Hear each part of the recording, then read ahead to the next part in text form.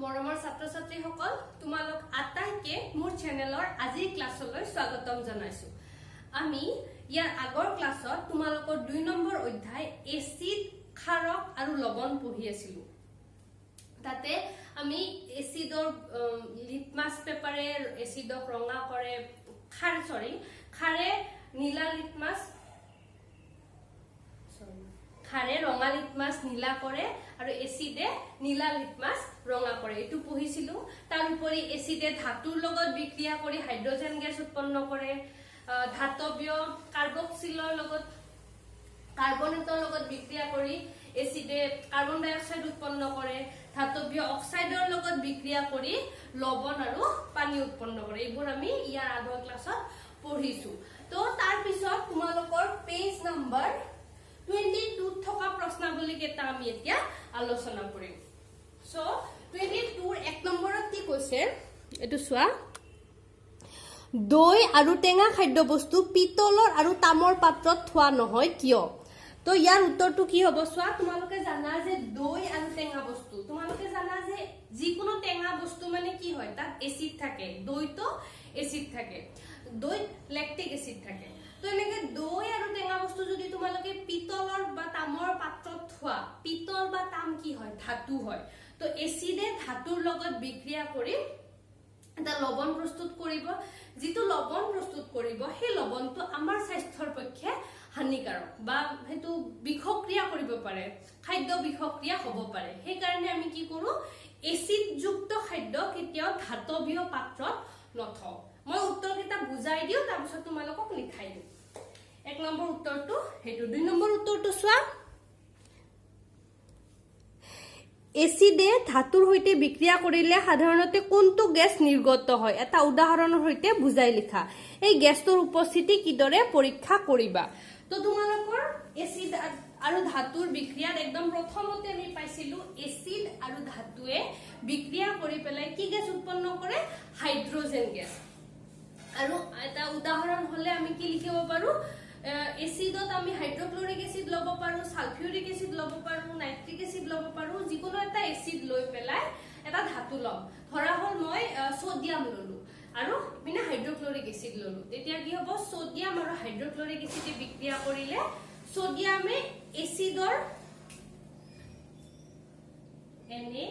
Na+HCl, তো এই সোডিয়ামে এসিডৰ হাইড্ৰোজেনটো অপহৰণ কৰি পেলাই কি কৰিব, নিজে এটা লৱণ প্ৰস্তুত কৰিব আৰু এই হাইড্ৰোজেনটো গেছ ওলাব। তো আমি কি গম পালো, এটা ধাতুৱে এসিডৰ সৈতে বিক্ৰিয়া কৰি পেলাই কি উৎপন্ন কৰে, হাইড্ৰোজেন গেছ উৎপন্ন কৰে। আৰু তোমালোকৰ ইয়াৰ আগৰ ক্লাছত মই আলোচনা কৰিছো যে হাইড্ৰোজেন গেছ এটা বিক্ৰিয়াত যদি গেছ ওলায়, তেতিয়াহলে হাইড্ৰোজেন গেছ যদি সেই গেছটো হাইড্ৰোজেন হয় নে নহয় আমি কেনেকে গম পাও, তাৰ ওচৰলৈ যদি এটা জ্বলি থকা দিয়াচলা কাঠি আমি লৈ যাওঁ, তেতিয়াহলে কি হ'ব, সেই কাঠিডাল ফটফট শব্দ কৰি জ্বলি উঠিব। তো এই বিক্ৰিয়াত যিটো গেছ উৎপন্ন হ'ব, সেই গেছটো যদি আমি এটা টেষ্ট টিউবত সংগ্ৰহ কৰো, বা ধৰা হল এই বিক্ৰিয়াটো কৰিবলৈ তোমালোকৰ কিতাপত এটা ফটো আছে, ৰবা মই দেখাই আছো, এইটো চোৱা। এইটো হৈ যাব পৰীক্ষাটো এনেকুৱা। তো ইয়াতে কি কৰিছে, ইয়াতে জিংকৰ টুকুৰা দিছে হা, মই ইয়াতে সোডিয়াম দিছো, ইয়াতে জিংক এটা ধাতু দিছে, ধৰা হল সোডিয়ামৰ টুকুৰাই দিছে, যিটো মই উদাহৰণত দিছো। তো এটা ধাতুৰ টুকুৰা আৰু এই হালধীয়াখিনি ধৰি লোৱা এসিড, এই ধাতুৰ টুকুৰা আৰু এসিডটোৱে বিক্ৰিয়া কৰি পেলাই কি কৰিব, হাইড্ৰোজেন গেছ নিৰ্গত কৰিব। তো ইয়াৰ পৰা যে হাইড্ৰোজেন গেছ ওলাব, এইটো ডাইৰেক্ট আমি বতাহত ওলাই যাবলৈ নিদিওঁ, এক কৰ্কেৰে ঠিলা মাৰি দিম আৰু তাৰ মাজেৰে এডাল পাইপ দিম, আৰু এই পাইপডালে পানীৰ মাজেৰে মুকলি হ'ব। তো ইয়াৰ পৰা যি গেছ ওলাব সেই পানীৰ মাজেৰে কি হ'ব, এনেকে বুদবুদ মানে বাবুল হৈ পেলাই ওলাব। তো এই বাবুলবোৰত যদি আমি কি কৰো, এডাল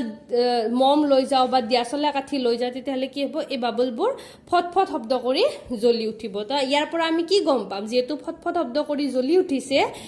ইয়াত যিটো গেছ উৎপন্ন হৈছিলে সেই গেছটো কি হয়, হাইড্ৰোজেন গেছ। তো আমি 2 নম্বৰ প্ৰশ্নটো আলোচনা কৰিলো।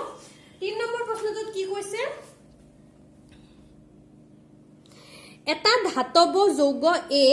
লঘু হাইড্ৰক্লৰিক এচিডেৰে সৈতে বিক্ৰিয়া কৰি বুৰবুৰণি সৃষ্টি কৰে বুৰবুৰণি সৃষ্টি কৰা মানে কি হয় তাত এটা গ্যাস উৎপন্ন হৈছে উৎপন্ন হোৱা গ্যাসটোৱে এডাল জ্বলি থকা মম নুমুৱাই আমি কি জানো মম কিহে নুমুৱাই জুই নুমাবলৈ সাধাৰণতে কাৰ্বন ডাই অক্সাইড গ্যাস ব্যৱহাৰ কৰা হয় গতিকে ইয়াতে যেহেতু মমডাল নুমাইছে এই বিক্ৰিয়াটোত কি গ্যাস উৎপন্ন হৈছে কাৰ্বন ডাই অক্সাইড বিক্ৰিয়াটোত উৎপন্ন হোৱা যৌগ ক্যালসিয়াম ক্লোৰাইড হলে বিক্ৰিয়াটোৰ বাবে সন্তুলিত সমীকৰণটো লিখা তো তোমালোকে আগৰ ক্লাছত পঢ়া নিশ্চয় মনত আছে যে এসিডে ধাতৱীয় কাৰ্বনেট CO3 বা ধাতৱীয় হাইড্ৰোজেন কাৰ্বনেটৰ লগত বিক্ৰিয়া কৰিহে কাৰ্বন ডাই অক্সাইড উৎপন্ন কৰে তাৰ মানে আমি কি গম পাম যে ইয়াতে যেটো ধাতৱীয় কাৰ্বনেট আছে ইয়াতে যেহেতু কাৰ্বন ডাই অক্সাইড উৎপন্ন হৈছে গতিকে যেটো যৌগ হ'ব হেতু কিবা এটা ধাতৱীয় কাৰ্বনেট হ'ব তো আমি কাৰ্বনেটৰ ফৰ্মুলা জানো কি CO3 এটা ধাতৱীয় মানে কিবা এটা ধাতু তো এই ধাতুটো কি হ'ব সা প্ৰশ্নটোত কি দিছে যে যেটো লবণ উৎপন্ন হ'ব সেই লবণটো কি হয় ক্যালসিয়াম ক্লোৰাইড তো ক্যালসিয়াম ক্লোৰাইডৰ এক ধাতু অংশ কোনখিনি ক্যালসিয়াম আৰু যেটো আমাৰ এসিড দিছিলে হেতু হাইড্ৰক্লৰিক এসিড গতিকে হাইড্ৰক্লৰিক এসিডৰ H খিনি গুছি ক্লোৰিন খিনি এই ধাতৱীয় কাৰ্বনেটৰ ধাতুটোৰ লগত লগ লাগিব গতিকে আমাৰ ধাতুটো কি হৈ যাব ক্যালসিয়াম CO3 এনেকে আমি গম পালো যে ধাতুটো হল ক্যালসিয়াম কাৰ্বনেট বিক্ৰিয়া কাৰ লগত কৰিছে হাইড্ৰক্লৰিক এসিডৰ লগত আৰু উৎপন্ন কি কৰা বুলি কৈছে ক্যালসিয়াম ক্লোৰাইড প্লাস আমি জানো ক্যালসিয়াম ক্লোৰাইড আৰু গ্যাসটো কি ওলাইছিলে আমাৰ CO2 আৰু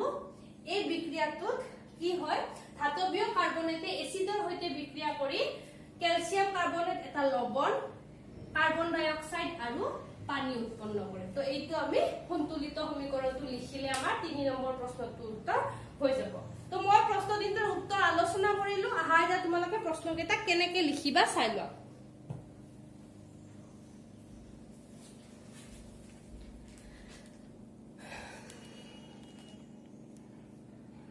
তোমালোকে স্ক্ৰিনশ্বট মাৰি লবা 1 নম্বৰ প্ৰশ্নটোত কি বুলি লিখিছো সোৱা দৈ আৰু টেঙা খাদ্যবস্তু পিতলৰ আৰু তামৰ পাত্ৰত থোৱা নহয় কিয় উত্তৰটোত লিখিছো টেঙা বস্তুত এসিড থাকে এসিডে ধাতুৰ সৈতে বিক্ৰিয়া কৰি লবণ আৰু হাইড্ৰোজেন গ্যাস উৎপন্ন কৰে এই লবণ আমাৰ দেহৰ বাবে অপকাৰী যিয়ে বিষক্ৰিয়াও কৰিব পাৰে সেইবাবে আমি কি কৰো তামৰ পাত্ৰত নথও এটো হল 1 নম্বৰৰ উত্তৰ তোমালোকে 1 নম্বৰটো স্ক্ৰিনশ্বট মাৰি লোৱা এটা 2 নম্বৰ উত্তৰটো সোৱা এসিডে ধাতুৰ সৈতে বিক্ৰিয়া কৰিলে সাধাৰণতে কোনটো গ্যাস নিৰ্গত কৰে অলৰেডি মই আলোচনা কৰিলো হাইড্ৰোজেন গ্যাস এটা উদাহৰণৰ সৈতে বুজাই লিখা এই গ্যাসৰ উপস্থিতি কিদৰে পৰীক্ষা কৰিবা হাইড্ৰোজেন গ্যাসৰ ওচৰলৈ এটা উদাহৰণ সোৱা হাইড্ৰক্লৰিক এসিড যোগ সোডিয়াম হাইড্ৰক্লৰিক এসিড হয় আৰু সোডিয়াম কি হয় এটা ধাতু হয় এই ধাতুটোৱে এসিডৰ লগত বিক্ৰিয়া কৰি এটা লবণ আৰু হাইড্ৰোজেন গ্যাস উৎপন্ন কৰিছে এই গ্যাসটো যে হাইড্ৰোজেন আমি উপস্থিতি কিদৰে পৰীক্ষা কৰিম হাইড্ৰোজেন গ্যাসৰ ওচৰলৈ এডাল জ্বলি থকা দিয়াহলাই কাঠি নিলে গ্যাসখিনি ফটফট শব্দ কৰি জ্বলি উঠিব তেনেদৰে আমি পৰীক্ষা কৰিম তো 2 নম্বৰৰ উত্তৰটো তোমালোকে স্ক্ৰিনশ্বট মাৰি লোৱা এটা 3 নম্বৰটো সোৱা এটা ধাতব যৌগ এ লঘু হাইড্ৰক্লৰিক এসিডেৰে সৈতে বিক্ৰিয়া কৰি বুৰবুৰণিৰ সৃষ্টি কৰে এই মাত্ৰ এখিনি কথা মই ইয়াতে আলোচনা কৰিলো হে আলোচনা কৰাখিনিয়ে উত্তৰত কেনেকে লিখিবা মই জাস্ট লিখাই দিছো উৎপন্ন হোৱা গ্যাসটোৱে এডাল জ্বলি থকা মম নুমুৱাই বিক্ৰিয়াটোত উৎপন্ন হোৱা এটা যৌগ ক্যালসিয়াম ক্লোৰাইড হলে বিক্ৰিয়াটোৰ বাবে সন্তুলিত সমীকৰণটো লিখা উত্তৰত কি লিখিছো যেহেতু উৎপন্ন হোৱা গ্যাসটোৱে জ্বলি থকা মম নুমুৱাই গতিকে গ্যাসটো হল কাৰ্বন ডাই অক্সাইড আমি জানো যে ধাতব কাৰ্বনেটে এসিডেৰে বিক্ৰিয়া কৰি কাৰ্বন ডাই অক্সাইড উৎপন্ন কৰে উৎপন্ন হোৱা এটা যৌগ ক্যালসিয়াম ক্লোৰাইড এতেকে ধাতব যৌগৰ ধাতুটো হ'ব ক্যালসিয়াম আৰু এসিডটো হ'ব হাইড্ৰক্লৰিক এসিড এসিডটো দিয়াই আছে কিতাপত বিক্রিয়াটো সন্তুলিত সমীকরণ হব CaCO3 সোয়া ধাতবীয় কার্বনেট হয়নে নাই যেহেতু কার্বন ডাই অক্সাইড ওলাইছে আর ধাতুটো কি হয় ক্যালসিয়াম গতিকে ক্যালসিয়াম কার্বনেট CaCO3 তোমালোকে কার্বনেটটো মনত ৰাখিবা যদি কেতিয়াবা ধাতবীয় যৌগ আৰু এসিডৰ বিক্রিয়া হৈ পেলাই কার্বন ডাই অক্সাইড উৎপন্ন হৈছে তেতিয়া হলে তোমালোকে নিশ্চিত হবা যে হেতু কি হয় ধাতবীয় কার্বনেট তো কাৰ্বনেটৰ ফৰ্মুলা CO3 আৰু আমাৰ ধাতুটো ক্যালসিয়াম গতিকে CaCO3 প্লাস এসিড HCl লগ লাগি কি হৈছে ক্যালসিয়াম কার্বনেট উৎপন্ন হয় বুলি প্ৰশ্নত দিয়াই আছে CaCl2 তো ইয়াতে ক্যালসিয়ামৰ যোজ্যতা 2 ক্লোৰিনৰ যোজ্যতা 1 এটো ক্লাস 9 ৰ কনসেপ্ট তাৰ পৰা CaCl2 আহিলে কাৰ্বন ডাই অক্সাইড হয় বুলি প্ৰশ্নতে কৈছে আৰু সন্তুলিত কৰিলে তোমালোকে গম পাবা এটা পানীয় উৎপন্ন হ'ব তাৰ উপৰি যদি আগৰ ক্লাছৰ খিনি মনত আছে তেতিয়াও জানা যে ধাতবীয় কাৰ্বনেটে এসিডেৰে বিক্ৰিয়া কৰি লবণ কাৰ্বন ডাই অক্সাইড যোগ পানী উৎপন্ন কৰে তো এই তিনটা প্ৰশ্ন তোমালোকে নিশ্চয় স্ক্ৰিনশ্বট মাৰি লৈছা এটো তিনি আছিল আৰু মই বাৰু তোমালোকক ফটোখিনি মাৰি পঠাই দিম উত্তৰৰ এতিয়া আহিব 2 নম্বৰ প্ৰশ্ন 2 নম্বৰ কনসেপ্টটো সকলো এসিড আৰু ক্ষাৰকৰ সাৰ্বজনীন গুণ কি মানে এনেকুৱা কি আছে যিয়ে বস্তু এটা এসিড বনায় বা যিয়ে বস্তু এটা ক্ষাৰ বনায় তোমালোকে যিবোৰ পৰীক্ষা হেবোৰ ধৰ্ম হয় মানে কি লিটমাস পেপাৰ এসিডে ৰঙা কৰে ক্ষাৰে নীলা কৰে ধাতুৰ লগত বিক্ৰিয়া কৰে হাইড্ৰোজেন এইবোৰ ৰাসায়নিক বিক্ৰিয়া হয় কিন্তু তাৰ যেটো গঠন হে গঠনটোতে কি ধৰ্ম আছে তো এসিডৰ ধৰ্মটো হল এসিডত কি থাকে এটা হাইড্ৰোজেনৰ আয়ন থাকে এসিডত এটা হাইড্ৰোজেন তোমালোকে পাবা সোয়া এই এটা উদাহৰণ দিছো HCl hydrochloric acid H2SO4 sulphuric acid HNO3 nitric acid সাধাৰণতে ৰাসায়নিক ভাৱে এই তিনটা এসিডে আমি ব্যৱহাৰ কৰো যিবোৰ প্ৰাকৃতিক acid citric acid acetic acid lactic acid এবোৰৰ বাৰু তোমালোকক এতিয়া সমীকৰণ নালাগে তোমালোকে যিমান বিক্ৰিয়া লিখিবা তাত সাধাৰণতে কি কৰা এই তিনিটা এসিডে ব্যৱহাৰ কৰা এটো হাইড্ৰোক্লোৰিক এসিড সালফিউৰিক এসিড আৰু এটো নাইট্ৰিক এসিড তিনিওটাতে সোৱা তোমালোকে এটা এটা H দেখিবা আৰু এই H টো কি হয় ওৰ লগত লগ লাগি থকা নাই মানে অক্সিজেনৰ লগত লগ লাগি থকা নাই এটা H এনেকে থাকিব তো যদি তোমালোকে H থাকা দেখা পোৱা তেতিয়া গম পাবা যে এটো এসিড হয় কিন্তু এনেকুৱা নহয় যে সকলোবোৰ H থকা যৌগই এসিড কিন্তু তাৰ উল্টাটো কিন্তু শুদ্ধ হয় সকলো এসিডতে H থাকে তোমালোকে সৰুতে নিশ্চয় পঢ়িছা সকলো মনিকে আকৰিক নহয় কিন্তু সকলো আকৰিক মনিক হে বাক্যটো যদি মনত আছে হেতু একদম ইউনিভাৰ্সাল বাক্য জুনে পঢ়ে হিয়ে মনত ৰাখে যে সকলো আকৰিকে মনিক নহয় কিন্তু সকলো মনিকে আকৰিক হে একেদৰে সকলো H থকা যৌগই এসিড নহয় কিন্তু সকলো এসিডতে H থাকে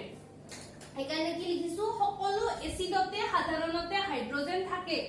কিন্তু সকলো হাইড্ৰোজেন থকা যৌগই এসিড নহয় যেনেকে H2O পানী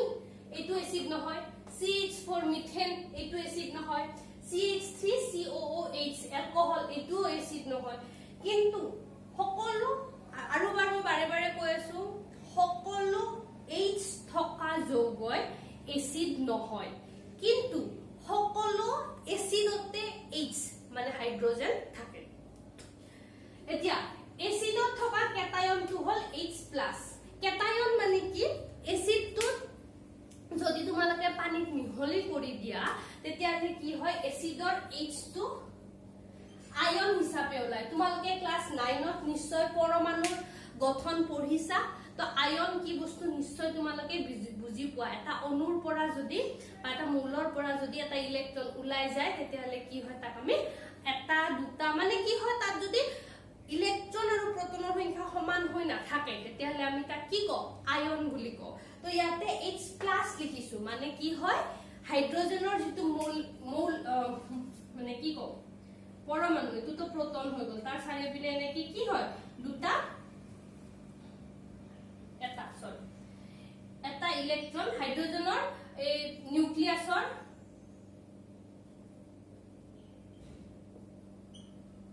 এটো নিউক্লিয়াছ হাইড্ৰোজেনৰ নিউক্লিয়াছৰ চাৰিওপিনে কি হয় এনেকে এটা ইলেক্ট্ৰন ঘূৰি থাকে এই ইলেক্ট্ৰনটো যদি বেলেগক দি দিয়ে তেতিয়া হলে কি হ'ব অকল প্ৰোটনটো থাকিব আৰু হেতুক আমি কি কম H+ ইয়াৰ পৰা ইলেক্ট্ৰনটো গুচি গল এই যে HCl যদি তোমালোকৰ ক্লাস 9 ৰ কনসেপ্টখিনি মনত আছে তেতিয়া হলে তোমালোকে নিশ্চয় জানা যে এই হাইড্ৰোজেনে ক্লোৰিনক কি কৰে এটা ইলেক্ট্ৰন দি দিয়ে তো এটা ইলেক্ট্ৰন দি দিলে কি হয় হাইড্ৰোজেনটো H+ হৈ যায় আৰু ক্লোৰিনটো Cl- হৈ যায় তো ইহতে লগ লাগি কি হয় প্ৰথম হিচাপে থাকে মানে না পজিটিভ না নেগেটিভ কিন্তু আসলতে কি হয় হাইড্ৰোজেনটো যদি ইয়াৰ পৰা ওলাই আহে তেতিয়া হলে কি হ'ব ইয়াৰ ভাগৰ এটা ইলেক্ট্ৰনটো ক্লোৰিনে লৈয়ে থৈছে গতিকে এইটোক আমি কি কও হাইড্ৰোজেন আয়ন এইটো কি কও ক্লোৰিন আয়ন তো এই এসিডটো যেতিয়া আমি পানীত মিক্স কৰি দিও এই এসিডটো লগে লগে ভাঙি পেলাই কি হয় আয়নলৈ পৰিৱৰ্তিত হৈ যায় আৰু তোমালোকে জানা যদি এটা কি কও জুলীয়া দ্ৰৱত আয়ন থাকে তেতিয়া হলে তাৰ মাজেৰে কি হ'ব নতলে জুলীয়া দ্ৰৱ যিকোনো বস্তু যদি আয়ন থাকে তাৰ মাজেৰে কি হয় বিদ্যুৎ প্ৰবাহ চালিত হয় গতিকে এসিড এটা ধৰিলা তোমালোকক এটা পদাৰ্থ দিছে আৰু তোমালোকক চাব দিছে যে এইটো এসিড হয় নে নাই তুমি পানীত মিক্স কৰিবা তাৰ মাজেৰে যদি কাৰেন্ট পাৰ হয় তোমালোকে ক'ব পাৰিবা যে এইটো কি জানি এসিড হয় উদাহৰণ স্বৰূপে তোমালোকৰ এটা কাৰ্যকলাপ আছে পেজ নম্বৰ 22 নিজৰ নিজৰ বহি কিতাপত উলিয়াই লোৱা এইটো চোৱা ইয়াতে কি কৰিছে এই পানীখিনিত এই গজাল মানে তোমালোকে নিশ্চয় বিদ্যুৎ বিশ্লেষণ ক্লাস 9 ত পঢ়িছাই ইয়াতে কি হয় এনেকে এটুকুৰা ৰবৰৰ কক থাকে যিয়ে মানে ইয়াৰ মাজেৰে বিদ্যুৎ পৰিবাহিত নহয় এই ৰবৰৰ কক মানে এইটো এটা অপৰিবাহী পদাৰ্থ এই অপৰিবাহী পদাৰ্থডালত কি হৈছে এনেকে দুডাল গজাল পুতি থোৱা হৈছে আৰু সেই গজাল দুডালৰ পৰা এনেকে এটা তাৰ নি পেলাই এটা বেটাৰী আৰু এটা বাল্ব আৰু এটা সুইচ বনাই এটা কমপ্লিট সাৰ্কিট উৎপন্ন কৰিছে উৎপন্ন ঠিক নহয় আৰু এটা সাৰ্কিট বনাইছে তো এই সাৰ্কিটটোত এতিয়া কি হৈছে চোৱা আৰু ইয়াতে এই গজালটোৰ আধালৈকে কি কৰিছে হাইড্ৰোক্লোৰিক এসিড মিহলি পানী থৈছে মানে লঘু হাইড্ৰোক্লোৰিক এসিড ইয়াতে দিছে তাৰছত কি দেখা গৈছে যে এই গজালটোৰ পৰা এইটো গজাললে চোৱা এই সাৰ্কিটটো যদি সম্পূৰ্ণ হৈ লাইটটো জ্বলিব লাগে তেতিয়া হলে কি হ'ব লাগিব যে বিদ্যুৎ ইয়াৰ পৰা এনেকে গৈ এই বেটাৰীৰ পজিটিভৰ পৰা আয়ন উলাই বেটাৰীৰ বাল্বৰ মাজেৰে গৈ সুইচৰ মাজেৰে আহি এই গজালটো পালে কিন্তু এই গজালটোৰ পৰা এই গজালটোলৈ যাবলৈ ইয়াৰ মাজত যিখিনি জুলীয়া পদাৰ্থ থাকিব হিখিনি কি হ'ব লাগিব বিদ্যুৎ পৰিবাহী হি যদি বিদ্যুৎ পৰিবহন কৰে তেতিয়া হলে লাইটটো জ্বলিব আৰু এই পদাৰ্থখিনি যদি বিদ্যুৎৰ অপৰিবাহী হয় তেতিয়া হলে কি হ'ব এই যেটো সাৰ্কিট আছিল সেই সাৰ্কিটৰ এই মাজত প্ৰবাহ বিঘ্নিত হ'ব আৰু মাজত যদি প্ৰবাহ বিঘ্নিত হয় তেতিয়া হলে বাল্বটো নজ্বলিব তো তোমালোকক কি কৈছে কেটামান বস্তু লব দিছে গ্লুকোজ এলকহল হাইড্ৰোক্লোৰিক এসিড আৰু সালফিউৰিক এসিড তাৰ পিছত এই পৰীক্ষাটো কৰিব দিছে তো যেতিয়া গ্লুকোজ লবা বাল্বটো নজ্বলে এলকহল ললে বাল্বটো নজ্বলে যেতিয়া হাইড্ৰোক্লোৰিক এসিড লবা বাল্বটো জ্বলিব আৰু যেতিয়া সালফিউৰিক এসিড লবা বাল্বটো জ্বলিব তাৰ পৰা কি গম পালা যে হাইড্ৰোক্লোৰিক এসিড আৰু সালফিউৰিকে বিদ্যুৎ পৰিবহন কৰে আৰু যদি হাইড্ৰোক্লোৰিক এসিড আৰু সালফিউৰিক এসিডে বিদ্যুৎ পৰিবহন কৰে তেতিয়া হলে কি হ'ব এসিডে নিশ্চয় আয়ন গঠন কৰিব লাগিব কাৰণ আয়ন নোহোৱাকে কেতিয়াও বিদ্যুৎ পৰিবহন নহয় বিদ্যুৎ পৰিবহন হ'লে কি হয় আয়নটো ধনাত্মকৰ পৰা ঋণাত্মকলৈ মানে যদি ঋণাত্মক আয়ন হয় এই ক্লোৰিনটো ই কি কৰিব হে যে দুটা গজাল আছিল এনেকা দুটা গজাল আছিল নে নাই তাৰছত ইয়াৰ পৰা এনেকে গৈ পেলাই এনেকে বেটাৰী এটা বাল্ব দিছে ইয়াতে লগাইছে তো এইটো ধনাত্মকৰ লগত লগ লগা আছে আৰু এইটো ঋণাত্মকৰ লগত লগ লগা আছে তো এই আয়নবোৰে হে গতি কৰি পেলাই কি কৰিব ইয়াৰ মাজেৰে বিদ্যুৎ প্ৰবাহিত কৰিব এই ক্লোৰিনটোৱে গৈ পেলাই ইয়াতে লগ লাগি যাব ইয়াৰ এই গজালটোত লাগিব আৰু হাইড্ৰোজেনটো আহি পেলাই এই গজালটোত ওচৰত আহিব তো এই যে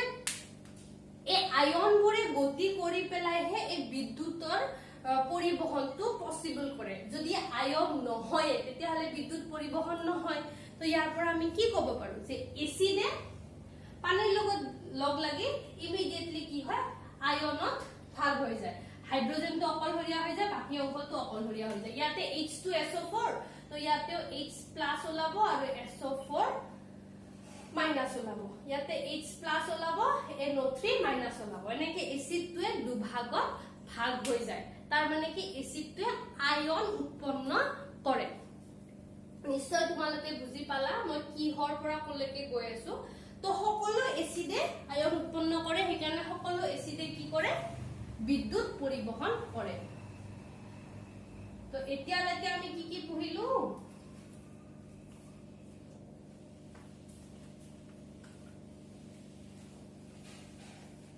তো আজি প্ৰশ্নকেইটা তো আলোচনা কৰিলো তাৰ উপৰি আৰু কি পঢ়িলো যে সকলো এসিডতে এটা হাইড্ৰোজেন থাকে আৰু এই হাইড্ৰোজেনটোৱে যেতিয়া যিকোনো জলীয় অৱস্থা প্ৰাপ্ত পায় মানে পানীৰ অলপমান পানীৰ এটা কণিকাৰ সংস্পৰ্শলৈ আহিলেও বাষ্প হলেও কথা নাই পনীয়া জুলীয়া পানী হলেতো ঠিকে আছে যদি জুলীয়া পানী নাই পোৱা জলীয় বাষ্প পাইছে তেতিয়াও কি হ'ব কি এসিড দেখাব তোমালোকে নিশ্চয় জানা HCl এটো কি হয় hydrochloric acid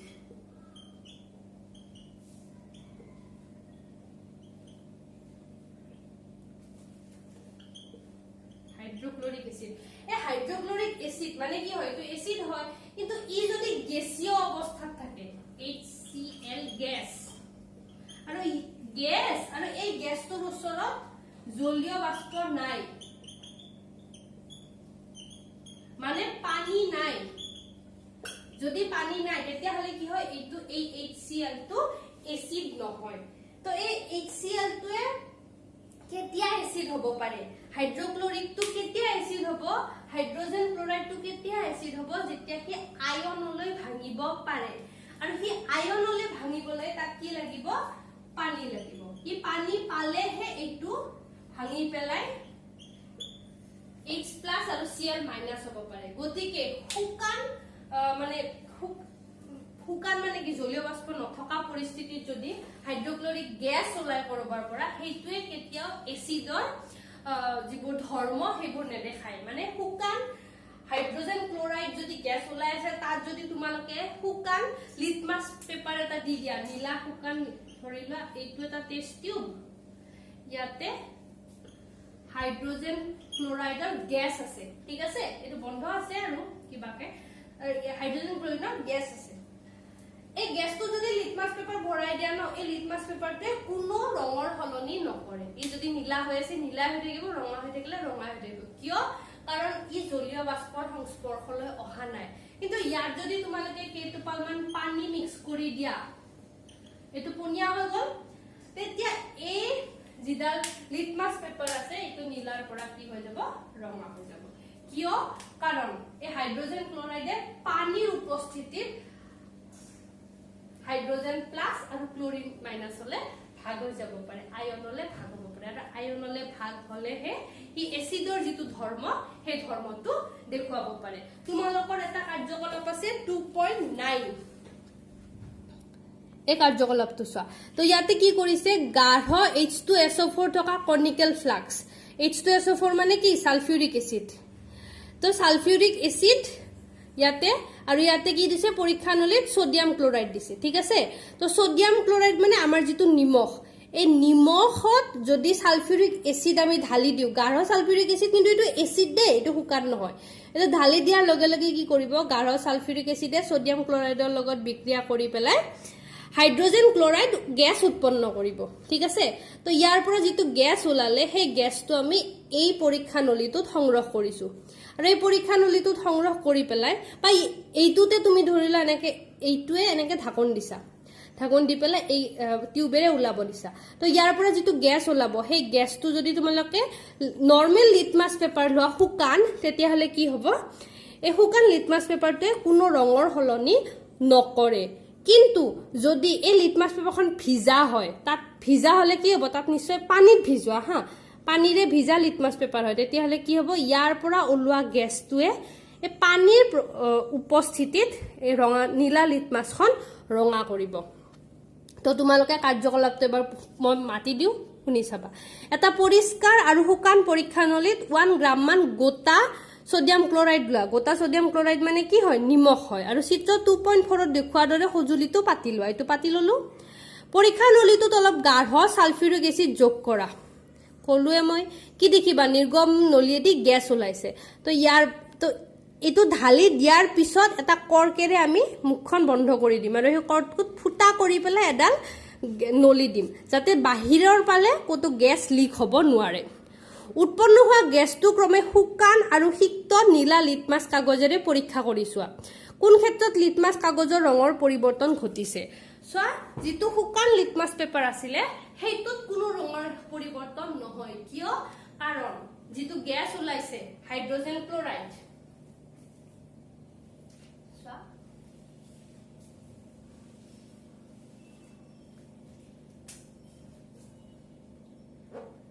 সালফিউৰিক acid H2SO4 plus sodium chloride NaCl ইহতে বিক্ৰিয়া কৰি কি উৎপন্ন কৰিছে HCl প্লাস NaSO4 তো এই HCl তো গ্যাস হিচাপে ওলাইছে ই এতিয়াও এসিড হোৱা নাই কাৰণ কি ই পানী পোৱা নাই ই শুকান গ্যাস হিচাপে ওলাইছে কি যেতিয়া পানীৰ সংস্পৰ্শলৈ আহিব তো এই ইয়াৰ পৰা এনেকে গ্যাসটো ওলাই গৈছে ইয়াতে তোমালোকে লিটমাছ পেপাৰখন লৈছে এখন শুকান তেতিয়া হলে কি হ'ব লিটমাছ পেপাৰটোৱে কোনো ৰঙৰ পৰিৱৰ্তন নেদেখায় কিন্তু এবাৰ কি কৰিছা ইয়াক এখন ভিজাই লৈছা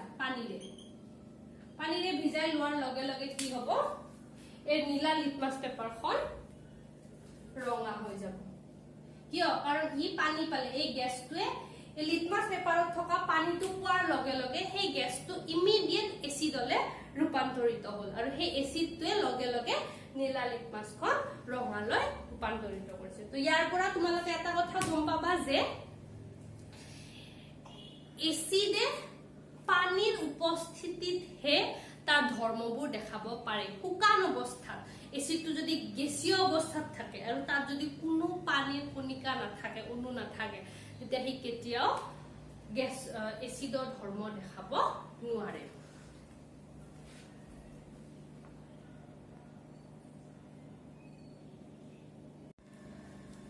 তো ইমান সময় তো কি কলো বুজি পালাই যদি পানী নাথাকে এসিডে ভাগ হ'ব নোৱাৰে আয়নলে ভাগ হ'ব নোৱাৰে আৰু ভাগ হ'ব নোৱাৰিলে কি এসিডৰ যেটো গুণ হেতু দেখাব নোৱাৰে তো তোমালোক মই কি লিখি দিছো পানীৰ উপস্থিতিত হে এসিডে H+ হাইড্ৰোজেন বা কেটায়ন উৎপন্ন কৰে পানীৰ অনুপস্থিতিত হাইড্ৰোক্লোৰিক অণুৰ পৰা H+ আয়নৰ পৃথকীকৰণ ঘটিব নোৱাৰে তো এটো ধৰে উদাহৰণ এটো হাইড্ৰোক্লোৰিক এসিড প্লাস পানী তেতিয়া হে কি হয় H3O + Cl- সো কি হয় HCl ইয়াৰে এই পাৰ্টটো হৈ যায় H+ আৰু এটো হৈ যায় Cl- কিন্তু ই অকলে থাকিব নোৱাৰে ই সাৰ্ভাইভ কৰিব নোৱাৰে ই ভাগ হয় আৰু লগে লগে লগ হৈ যায় গতিকে ই যদি অকলে উলাব লাগে তেতিয়া কি হয় ই যদি পানী পায় তেতিয়া হলে কি হয় H3O+ হয় যেটো ষ্টেবল কিন্তু পানী নাথাকিলে কি হ'ব ই ভাগ হ'ব হাইড্ৰোজেন ক্লোৰিন ভাগ হ'ব আৰু লগে লগে লগ খাই যাব কিন্তু পানী পালে কি হ'ব সেই যেটো হাইড্ৰোজেন উলাই আহিলে কি পানীৰ অণুৰ লগ লাগি পেলাই H3O হাইড্ৰোনিয়াম আয়ন উৎপন্ন কৰিব সেই কাৰণেহে আসলতে কি হয় এসিডত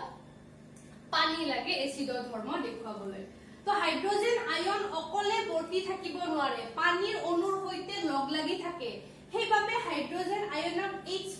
একুয়াছ তোমালোকে আগৰ পাঠতে পাইছা একুয়াছ কেতিয়া হয় যেতিয়া জলীয় হয় মানে যত পানী থাকে তো জলীয় হাইড্ৰোজেন আয়ন মানে কি হ'ব হাইড্ৰোনিয়াম আয়ন H3O সো একুয়াছ মানে কি ইয়াত তো পানী আছে তো তোমালোকে H+ একুয়াছ লিখিব পাৰা বা H3O+ লিখিব পাৰা দুইটাৰ অৰ্থ একে ৰূপে দেখুৱা হয় তো এটো কেনেকে হল ইয়াৰে H+ টোৱে পানীৰ এটা অণুৰ লগত লগ লাগি H3O+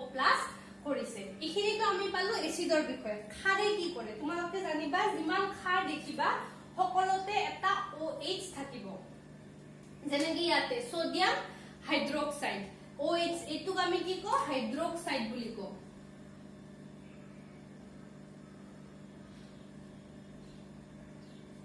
হাইড্ৰক্সাইড সো পানীত কি থাকে খাৰত কি থাকে সদায় এটা হাইড্ৰক্সাইড থাকে তোমালোকে জানিবা এসিডত এটা হাইড্ৰোজেন থাকে আৰু খাৰত সদায় হাইড্ৰক্সাইড থাকে তো এই পাঠটোৰ পৰা যদি কেতিয়াবা নাম নজনা বস্তুৰ পৰা এসিড আৰু খাৰ ভাগ কৰিব দিয়ে তোমালোকে চাবা যদি অকলহৰিয়া H আছে এটো এসিড হ'ব আৰু যদি OH থাকে হেতু কি হ'ব খাৰ হ'ব আৰু এটা ধাতু থাকিব সোডিয়াম হাইড্ৰক্সাইড কি OH থাকিব KOH পটাসিয়াম হাইড্ৰোক্সাইড এনেকে অধাতু লাগিব বা ধাতু লাগে সোডিয়াম হাইড্ৰক্সাইড তো এইটোৱে কি হ'ব পানীৰ উপস্থিতিত ই পানীৰ লগত ডাইৰেক্ট বিক্ৰিয়া নকৰে পানীৰ উপস্থিতিত এইটো ভাঙি পেলাই সোডিয়াম আৰু OH মাইনাস আয়ন প্ৰস্তুত কৰিব সোডিয়াম প্লাস আয়ন আৰু OH মাইনাস আয়ন সকলো ক্ষাৰ পানীত দ্ৰৱীভূত নহয় যেনেকৈ সকলো এচিড পানীত দ্ৰৱীভূত হয় কিন্তু সকলো ক্ষাৰ পানীত দ্ৰৱীভূত নহয় যিবোৰ ক্ষাৰ পানীত দ্ৰৱীভূত হয় সেইবোৰক এলকালি বুলি কয় আসলতে আমি ইমান সময় ক্ষাৰক পঢ়ি আছিলো ক্ষাৰকৰ ক্ষাৰক অ ক্ষাৰক আমি যদিও ক্ষাৰ কৈ আছো ক্ষাৰক ইয়াৰে যোনে পানীত দ্ৰৱীভূত হয় তাক ক্ষাৰ বুলি কোৱা হয় তাতকে তোমালোকে এলকালি শব্দটো মনত ৰাখিবা যে যিবোৰ পানীত দ্ৰৱীভূত হয় সেইবোৰক এলকালি বুলি কোৱা হয় আৰু এই এলকালিবোৰ কি হয় হাত পিছল পিছল হয় খাবলে তিতা হয় আৰু কি হয় আমাৰ কাৰণে অপকাৰীও হয় গতিকে ক্ষাৰকবোৰ আমি সাধাৰণতে মানে খাই চাব নালাগে আমাৰ অপকাৰী হয় তো এইখিনি হৈ গ'ল তোমালোকৰ এচিড আৰু ক্ষাৰকৰ সাৰ্বজনীন গুণ সাৰ্বজনীন মানে কি সকলো এচিডতে সকলো ক্ষাৰতে এইটো গুণ থাকিব কি যে এচিডত হাইড্ৰোজেন থাকিব আৰু ক্ষাৰত হাইড্ৰক্সাইড থাকিব ঠিক আছে এইখিনি হৈ গ'ল সাৰ্বজনীন গুণ এতিয়া আমি প্ৰশ্নকেইটা আলোচনা কৰিম পেজ নাম্বাৰ 20 অলপ থাকি গ'ল ৰবা সেইখিনিও আলোচনা কৰি লওঁ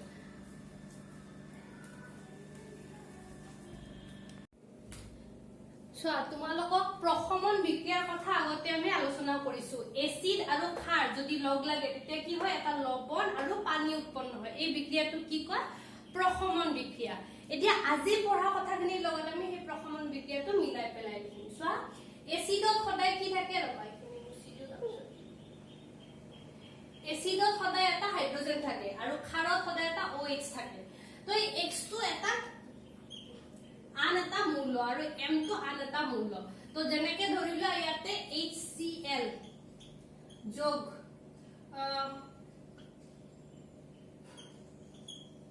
সৰি নে OH তো এইটো মেটেল এখানে এইটো আসলতে কি হয় ক্ষাৰত এটা OH ৰ লগত ধাতু লগ লাগিছে এখানে এইটো M দিয়া আছে আৰু এইটো অধাতু এখানে X দিয়া আছে তো HCl এটা এসিড সোডিয়াম হাইড্ৰক্সাইড এটা ক্ষাৰ তো ইয়াতে H পাৰ্টটো তো Cl of X মানে কি সৰ্বসাধাৰণ হিচাপে বুজাইছে যেনেকৈ H2SO4 হ'ব পাৰে HNO3 হ'ব পাৰে তো এই NO3 হল SO4 হল Cl হল এইবোৰ সব X এৰে বুজাইছে যি নহওক তো ইয়াতে কি হৈছে তোমালোকৰ HX এসিড বুজাইছে MOH তোমালোকৰ ক্ষাৰক বুজাইছে তো এই হদ দুটা যদি লগ লাগে তেতিয়া হলে কি হয় সদায় এটা লৱণ আৰু এটা পানী উৎপন্ন হয় তো সেই লৱণটো কি হয় এক ক্ষাৰক এসিডৰ X অংশ আৰু ক্ষাৰকৰ M অংশ লগ লাগি এই লৱণটো উৎপন্ন কৰে আৰু বাকি যে থাকিল চোৱা এসিডৰ H2 আৰু ক্ষাৰকৰ OH2 ইহঁতে লগ লাগি ইয়াতে OH লিখিছে এইটো মানে কি হয় H2O তো লৱণ আৰু পানী তো H2 টো কেনেকে H+ ইয়াৰ পৰা আহিছে OH2 ইয়াৰ পৰা আহিছে আহি পেলাই কি উৎপন্ন কৰিছে পানী এইটো যে OH লিখিছে বুজিবলে লিখিছে যাতে তোমালোকে গম পোৱা যায় ইয়াৰে H2 ইয়াৰে OH2 আহি লগ লাগিছে আসলতে এইটো H2O সো এইটো হ'ল এসিড আৰু ক্ষাৰক তোমালোকে এতিয়া নিশ্চয় গম পাইছা যে কেনেকে সমীকৰণবোৰ লিখিব লাগে তোমাকে যিমানে চেপ্টাৰবোৰ আগবাঢ়িব তোমালোকৰ সমীকৰণ লিখা বা যৌগবোৰৰ সিম্বল এইবোৰ তোমালোকৰ লাহে লাহে বুজিবলৈ সহজ হ'ব যদি তোমালোকে প্ৰথম চেপ্টাৰৰ পৰা ভালদৰে পঢ়ি আছা তেতিয়া এতিয়া চোৱা পানীত এসিড বা ক্ষাৰক দ্ৰৱীভূত কৰা প্ৰক্ৰিয়াটো এটা অতিশয় তাপবৰ্জী বিক্ৰিয়া তাপবৰ্জী মানে বহুত বেছি তাপ উৎপন্ন হয় তো পানীত এসিড বা ক্ষাৰ আমি যদি মিক্স কৰো বহুত বেছি তাপ উৎপন্ন হয় সেইকাৰণে এটা কথা কোৱা হয় যে কেতিয়াও পানীতহে এসিড মিক্স কৰিব লাগে যদি ধৰি লোৱা এসিড আছে তাত পানী মিক্স কৰিব নালাগে কিয় কাৰণ চোৱা পানীত বহুত পানী আছে তাত অলপ একদম কম কম পৰিমাণৰ এসিড মিক্স কৰি এনেকে গুলি থাকিব লাগে তেতিয়া হঠাৎকে এক্সপ্লোজন হৈ নাযায় পানী আছে তোমালোকে অলপ অলপকে এসিড দি আছা আৰু চামুচেৰে লৰাই আছা বা যদি কৰবাত কি আৰু ল্যাবৰেটৰীত হয় কিবা বেলেগ যন্ত্ৰৰ এটা মিক্স কৰি থাকিব কন্টিনিউয়াসলি তেতিয়া কি হ'ব ইয়াতে হঠাৎকে এক্সপ্লোজন নহয় কিন্তু ভাবা ইয়াতে এসিড আছে আৰু হঠাৎকে অকমান পানী মিক্স হৈছে তো লগে লগে বহুত বেছি ডাঙৰ ৰিএকচন হৈ কি হ'ব বহুত বেছি তাপ উৎপন্ন হ'ব সেই তাপত এই পানীখিনি ভাপ হৈ এনেকে উলাই গুছি আহিব তো এই এসিডটো জুনে সেই পৰীক্ষাটো কৰি আছিল তাৰ গাত পৰি পেলাই অঘটন ঘটিব পাৰে সেই কাৰণে সদায় কি এডভাইস কৰা হয় যে সদায় পানীত এসিড মিক্স কৰিব লাগে এসিডত পানী নহয় তোমালোকৰ এটা প্ৰশ্ন আছে এই কথাটো জীৱনত সদায় মনত ৰাখিবা যে সদায় পানীতহে এসিড মিক্স কৰিব লাগে এসিডত পানী ঢালিব নালাগে তো পানীত এসিড বা ক্ষাৰক দ্ৰৱীভূত কৰাৰ প্ৰক্ৰিয়াটো এটা অতিশয় তাপবৰ্জী প্ৰক্ৰিয়া তো বহুত বেছি তাপ উৎপন্ন হয় হৈ পেলাই এক্সপ্লোজন হৈ যাব পাৰে সেই কাৰণে তাৰ পিছত এসিড বা ক্ষাৰক পানীত মিহলালে প্ৰতি একক আয়তনত হাইড্ৰোজেন বা হাইড্ৰক্সাইড আয়নৰ গাঢ়তা হ্ৰাস পায় মানে চোৱা কেনেকুৱা হ'ব এখিনি তোমালোকে কিবা লিখিব লগিয়া আছে যদি পজ কৰি লিখি লোৱা এখিনি বাক্য তাৰ পিছত মই বুজাম মই মুছি দিম পজ কৰি লিখি লোৱা বা স্ক্ৰিনশ্বট লৈ লোৱা পিছত লিখিবা ললা স্ক্ৰিনশ্বট ওকে তো এতিয়া এখিনি কি কথা কৈছে মই বুজাই দি আছো তো ধৰা হল ইয়াতে আধা লিটাৰ পানী আছে আৰু ইয়াতে 1 লিটাৰ পানী আছে আৰু ইয়াতেও তোমালোকে ধৰিলোৱা 10 মিলিলিটাৰ এসিড দিছা আৰু ইয়াতেও এটা পানী আছে 10 মিলিলিটাৰ হাইড্ৰক্লোৰিক এসিড দিছা ধৰা হল HCl তো এই 10 মিলিলিটাৰ যেতিয়া পানীত মিক্স হ'ব এটো কি হ'ব H+ ভাঙি যাব আৰু Cl- হলে ভাঙি যাব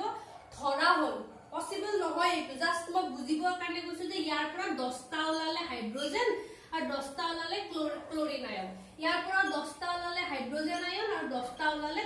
ক্লোৰিন আয়ন তো এই 10টা আধা লিটাৰ পানীত হাইড্ৰোজেন আয়ন আছে আৰু ইয়াতে 1 লিটাৰ পানীত আছে আৰু এটা আছে তাতে 10 লিটাৰ পানীত আছে তো কি হৈছে এই পানীৰ পৰিমাণ বাঢ়ি গৈ আছে কিন্তু হাইড্ৰোজেন আয়নৰ পৰিমাণ কমি গৈ আছে নে নাই তো সেই প্ৰক্ৰিয়াটো কি কয় লঘুকৰণ বোলা হয় এসিড ক্ষাৰক পানীত মিহলালে প্ৰতি একক আয়তনত হাইড্ৰোজেন বা হাইড্ৰক্সাইড আয়নৰ গাঢ়তা হ্ৰাস পায় এই প্ৰক্ৰিয়াক লঘুকৰণ বোলা হয় আৰু লঘুকৰণ কৰিলে কি হয় তাতে হাইড্ৰোজেনৰ আয়ন বা হাইড্ৰক্সাইডৰ আয়নৰ পৰিমাণ কমি যায় এখিনি হল থিওৰি আহা এতিয়া আমি পেজ নম্বৰ 25 টকা প্ৰশ্ন কেইটা আলোচনা কৰো 1 নম্বৰ প্ৰশ্নত কি কৈছে জলীয় দ্ৰৱত হাইড্ৰক্লোৰিক এসিড HCl আৰু HNO3 মানে নাইট্ৰিক এসিড ইত্যাদিয়ে কিয় আম্লিক ধৰ্ম দেখুৱায় কিন্তু এলকহল আৰু গ্লুকোজৰ দৰে যৌগৰ দ্ৰৱই আম্লিক ধৰ্ম নেদেখুৱায় সো আম্লিক ধৰ্ম দেখাবলে কি হ'ব লাগিব যে ইহতে ভাঙি আয়ন প্ৰস্তুত কৰিব লাগিব হাইড্ৰোজেন বেলেগ hydrogen plus chlorine minus hydrogen plus NO3 minus হ'ব লাগিব কিন্তু এলকহল আৰু গ্লুকোজটো কি হয় পানীত দিলে মানে জলীয় দ্ৰৱত দিলে ই ভাঙি না যায় এলকহলৰ হ'ব CCOOH তাৰ পিছত গ্লুকোজৰ C6H12O6 তো এইবোৰত কি হয় হাইড্ৰোজেনটো বা হাইড্ৰক্সাইড অংশটো উলাই গুছি না যায় আৰু হি যদি আয়নত পৰিণত হ'ব নোৱাৰে তেতিয়া হলে সেই দ্ৰৱই আম্লিক ধৰ্ম নেদেখুৱায় কাৰণ আম্লিক ধৰ্ম দেখাবলে কি হ'ব লাগিব সেই এসিডটো ভাঙি পেলাই আয়ন প্ৰস্তুত কৰিব লাগিব তো তোমালোকে লিখিবা কি কৰে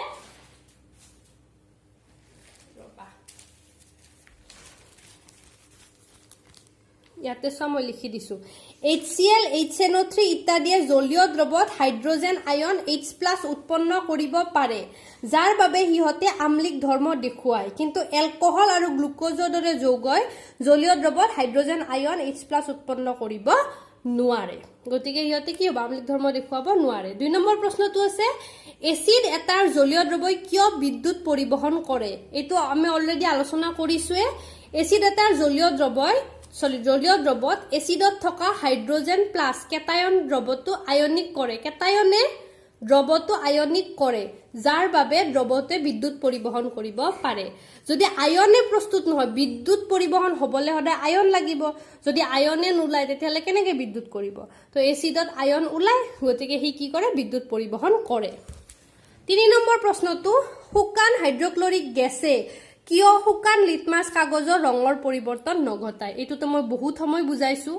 উত্তৰটোৱে জাস্ট মাতি দিছো আৰু শুকান হাইড্ৰক্লৰিক গেছে কেটায়ন H+ উৎপন্ন কৰিব নোৱাৰে কিয় কাৰণ ইয়াৰ পৰা যেটো H+ ওলাব হি বৰ্তি থাকিব নোৱাৰে হি বৰ্তি থাকিবলৈ তাক পানী লাগে তো H+ আয়ন অবিহনে হাইড্ৰক্লৰিক এচিডে আমলিক ধৰ্ম প্ৰদৰ্শন কৰিব নোৱাৰে সেইবাবে শুকান লিটমাছ কাগজৰ ৰঙৰ পৰিৱৰ্তন নঘটে ইয়াতে যদি শুকান হাইড্ৰক্লৰিক গেছে ইয়াতে যদি শুকান নহয় তো ভিজা লিটমাছ হল হয় তেতিয়া হলে কিন্তু ৰঙৰ পৰিৱৰ্তন ঘটিল হয় 4 নম্বৰ এসিড এটা লঘু কৰোতে এসিড পানীত যোগ কৰিবলৈ কোৱা হয় কিন্তু পানী এসিডত যোগ কৰিবলৈ কোৱা নহয় এই মাত্ৰ মই আলোচনা কৰিছো কিয় কাৰণ পানীত এসিড দ্ৰবীভূত কৰা প্ৰক্ৰিয়াটো এটা অতিশয় তাপবৰ্জী প্ৰক্ৰিয়া